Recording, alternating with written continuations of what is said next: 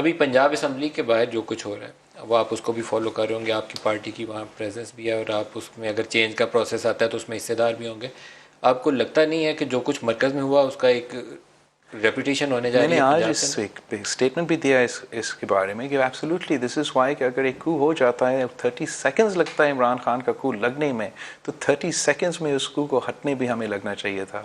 اور اس لیے کہ 6 دن ہو چکے ہیں تو پھر وہی قسم کا غیر جمہوری اور غیر آئینی کام پنجاب میں ہو رہا ہے. آج ڈیپٹی اسپیکر گیا, اس لیے آج سی ایم کا الیکشن ہونا تھا پنجاب اسمبلی میں. ڈپٹی اسپیکر کے پاس سارے اسپیکر کے اختیار تھے, مگر اسمبلی کے سٹاف نے ڈپٹی اسپیکر کو باہر رکھا. اور اب میں ٹی وی پہ دیکھ رہا تھا کہ the peoples house in Punjab is surrounded by barbed wires. یہ کو میں ہوتے ہیں. If it looks like a coup, if it smells like a coup, if it tastes like a coup, it's a coup. And Imran Khan in his desperation, حکومت تو چلا گیا, ختم ہو گیا, مگر وہ غیر آئینی قدم اٹھا کے اتنا چھوٹا چھوٹا چیزیں رکھنے چاہتے ہیں.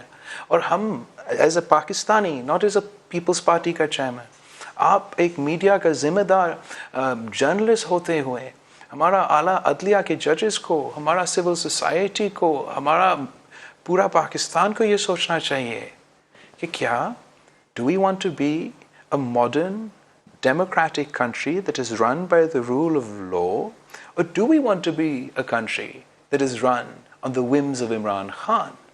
That is the question before all of us today.